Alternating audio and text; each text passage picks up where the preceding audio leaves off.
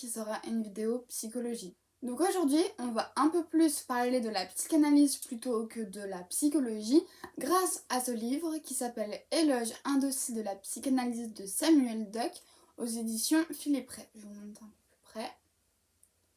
Voilà.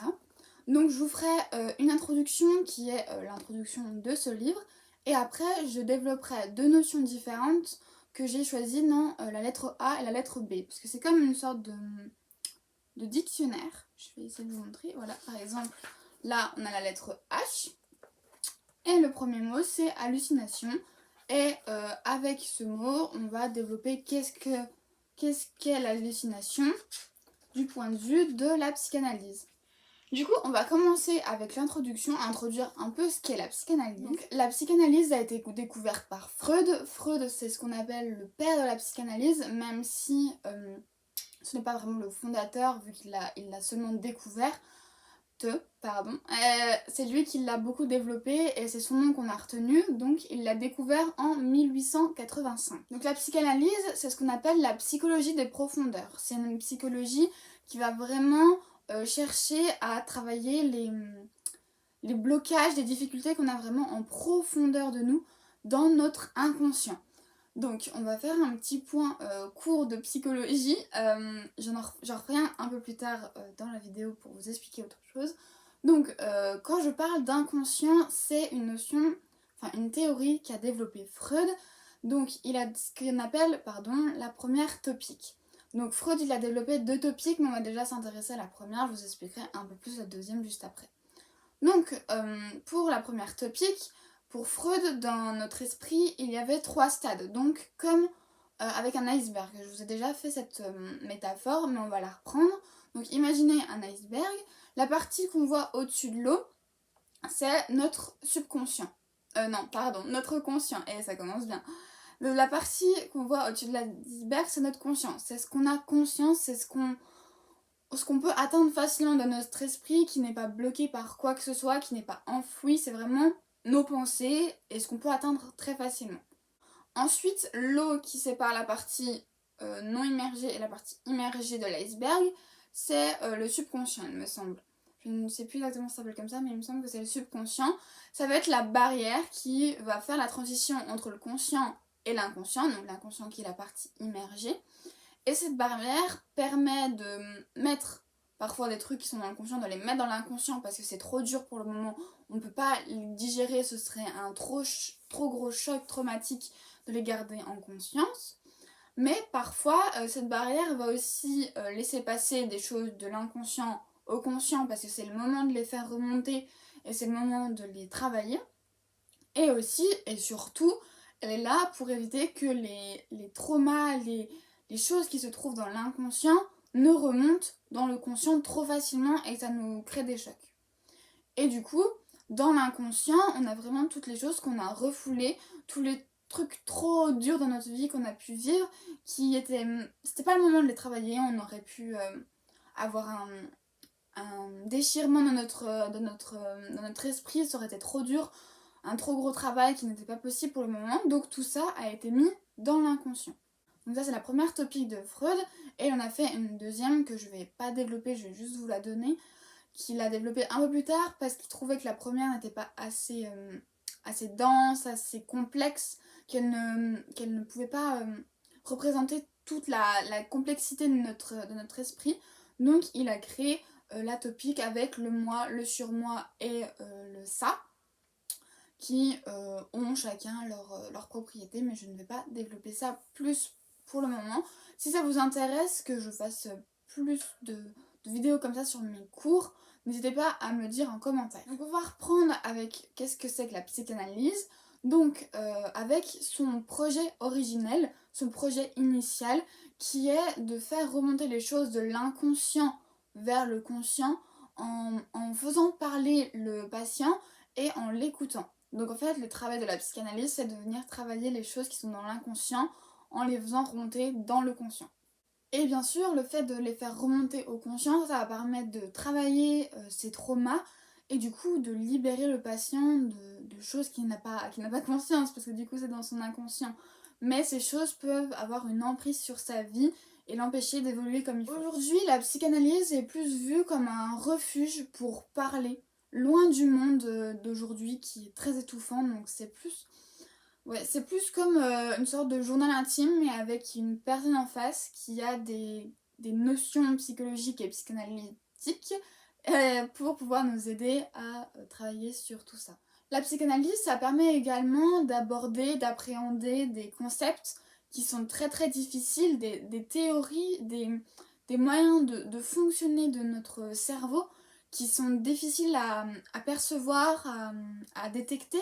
Et en fait, toutes ces théories que par exemple Freud a pu mettre en place, que plein d'autres comme Winnicott, Mélanie Klein, Françoise Dolto, il y en a beaucoup de psychanalyse ou de psychologues qui ont fait des théories en psychanalyse pour nous permettre de mieux comprendre notre esprit. Donc c'est tout pour l'introduction. Si vous voulez plus de précisions sur la psychanalyse, n'hésitez pas à le dire en commentaire, je ferai mes petites recherches parce que on en parle en cours, mais on voit plus les théories et les concepts de la psychanalyse sans vraiment chercher exactement ce que c'est. Mais je vous ai déjà bien dégrossi le truc. Mais si vous voulez plus de détails, n'hésitez pas à me le dire en commentaire et je ferai une vidéo plus détaillée dessus. Donc on va commencer avec les 2 notions que j'ai choisies. Donc pour la lettre A, j'ai choisi la notion de l'adolescence. Donc dans l'adolescence, on a beaucoup de choses qui se mettent en place. Il y a beaucoup de... Même déjà au niveau corporel, on change notre corps évolue avec la puberté, mais également au niveau de l'esprit. Et on a par exemple la sensibilité qui est plus accrue, la quête de sens, la complicité avec autrui, la révolte également. Et tous ces aspects, on peut les retrouver dans une série qui se trouve sur Netflix, qui s'appelle The End of the Fucking World, et qui, en 8 épisodes très très courts, il me semble qu'il y a une saison 2 qui est arrivée un peu plus tard, mais j'ai peur de dire une bêtise, je ne m'en souviens plus, mais en tout cas, déjà la première saison est en 8 épisodes très courts. On a un aperçu vraiment du truc très poussé de l'adolescence, de l'extrême de l'adolescence, qu'est-ce qui peut se passer, quels sont tous les changements, tous les bouleversements qui peuvent se dérouler dans notre esprit. Donc si vous êtes un parent ou même un adulte ou même un adolescent qui s'intéresse à cette période de la vie, c'est une série que je vous recommande. Et du coup, la psychanalyse dans l'adolescence nous permet de comprendre mieux toutes les intenses dynamiques qui sont en jeu. Parce que, oui, déjà toutes les hormones qui se mettent en place, mais dans notre esprit, c'est un vrai bazar. Il y a plein de choses qui se mettent en place. C'est vraiment le passage entre l'enfance et l'âge adulte. Et c'est vraiment le bazar dans notre esprit. Donc, selon Winnicott, c'est ce qu'il appelle le pot au noir. C'est en gros le moment où l'enfant va devoir naviguer dans des ténèbres pour arriver à l'âge adulte. Pour Françoise Dolto, c'est ce qu'elle appelle le complexe du homard. C'est le fait que les adolescents sont très sensibles et que la moindre cicatrice psychique qui peut arriver à ce moment-là, la moindre blessure psychique qui peut arriver à ce moment-là peut faire une cicatrice qui peut durer dans toute notre vie. Pour Philippe Gutton, c'est un embrasement pulsionnel, vraiment toutes les pulsions sont en émoi, je vous dirai tout de suite ce que c'est une pulsion, et menace l'interdit de l'inceste. Je vais également vous expliquer ça. Donc en psychanalyse, et surtout du côté de Freud, les pulsions, c'est ce qui vient de l'inconscient et même du ça, s'il me semble que je ne dis pas de bêtises. Donc l'inconscient pour la première topique, le ça pour la deuxième topique, c'est toutes les... En fait, le mot est bien choisi, toutes les pulsions, toutes les envies qui viennent de ce moi très très intérieur, de ce nous-mêmes très intérieur, qu'il faut essayer de canaliser parce qu'on ne peut pas tout faire dans la vie, il y a des interdits. Par exemple, l'interdit de l'inceste. Et cet interdit de l'inceste est développé en même temps que d'autres stades. Donc je vais vous expliquer brièvement, le plus simplement j'espère possible pour que vous compreniez. Donc durant toute l'enfance, il y a des interdits qui sont mis en place. Des interdits qu'aujourd'hui on a intériorisés, qui sont pour nous moralement ancrés, on n'a plus besoin d'y réfléchir. On va pas se dire ah bah zut, je veux pas coucher avec mon frère parce que c'est mon frère. Ah bah crotte. Non, ça on l'a intériorisé, c'est en nous, on le sait parce qu'on l'a intériorisé à un moment donné, parce qu'à un moment donné, ce n'était pas le cas. Donc, il y a différents stades au moment desquels on intériorise différents interdits. Donc, on a tout d'abord le stade oral qui met en place l'interdit du cannibalisme. Et c'est le moment où en fait l'enfant va aussi faire la différenciation entre lui et sa mère, parce qu'au tout début de la vie, l'enfant, dès qu'il va se mettre à... dès qu'il va... je ne trouve pas mon mot. Dès qu'il va montrer le besoin d'avoir le sein, de se nourrir, le sein va arriver, le sein de la mère sera là. Donc en fait, dans son esprit, l'enfant, il ne différencie pas son corps du corps de sa mère. C'est la même chose pour lui. Donc pendant le stade oral, c'est le moment où souvent la mère doit repartir au travail et l'enfant va prendre des substituts pour remplacer ce manque du sein. Donc parfois ça va être la tétine, ça va être le biberon, ça va être un doudou qui va être tété. Donc c'est tout ça qui va être pris à la place du sein pour remplacer ce manque. Et du coup, pour l'enfant, surtout quand il se nourrit, ça active la zone érogène qui est la zone buccale. Pour lui, c'est au-delà du besoin naturel de se nourrir, téter le sein de sa mère, c'est un plaisir. Voilà, c'est un plaisir, c'est un plaisir.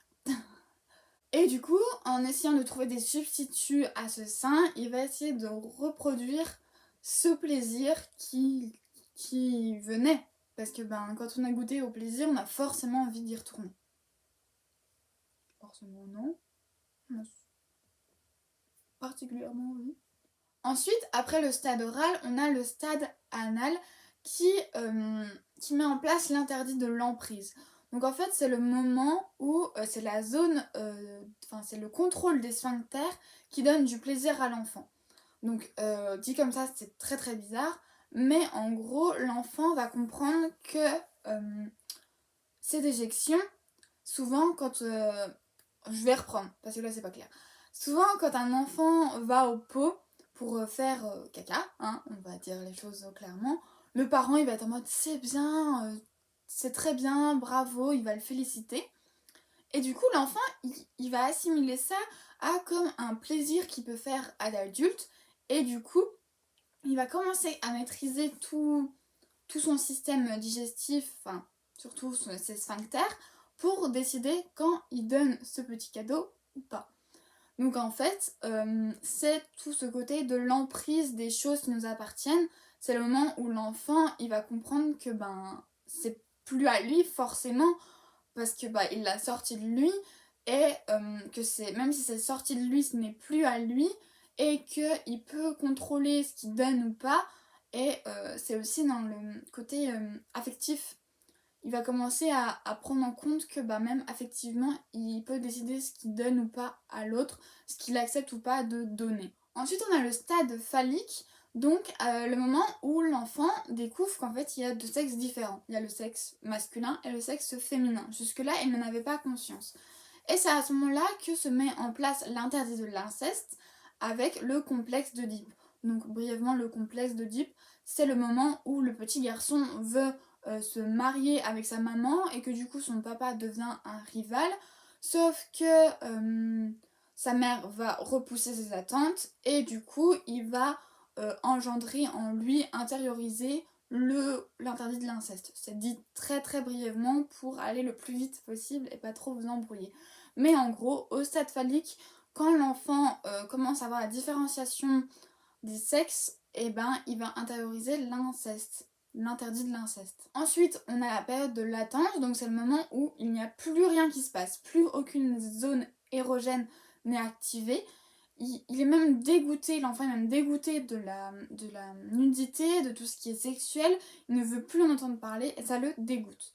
Et enfin, on a l'adolescence qui a la notion que je suis en train d'aborder et on va y retourner tout de suite. Donc, selon Freud, l'adolescence, c'est un conflit, c'est le moment où les conflits infantiles qui n'ont pas été encore résolus se rejouent pour être résolu. Et enfin, pour d'autres psychanalystes, d'autres théoriciens, psychologues, c'est le moment où le psychisme a une deuxième chance de réparer les fragilités de notre construction, de réparer les fragilités tout simplement.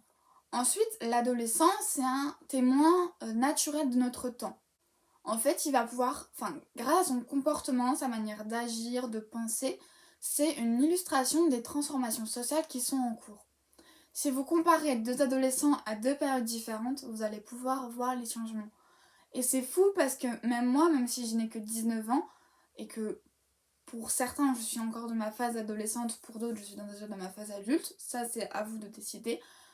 Pour moi, je vois la différence entre mon adolescence, donc que je considère entre le collège et le lycée, mais le lycée seconde, première, pas tellement terminale, et ben je vois des différences entre mon adolescence à moi et l'adolescence par exemple de plus jeunes que je connais autour de moi.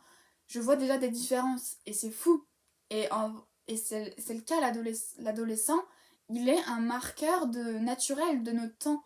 Il nous montre comment notre temps a changé. Et dans l'adolescence, on a besoin d'appuis solides, de personnes sur qui compter, qui eux-mêmes sont solides et peuvent nous aider. On va passer sur la deuxième notion qui sera beaucoup plus courte, pour la lettre B, qui est la bisexualité. Donc pour la bisexualité, il faut, selon Freud, différencier la bisexualité de la psyché et la différenciation des sexes. Car pour lui, dans notre psyché, on a tous une part de féminin et une part de masculin.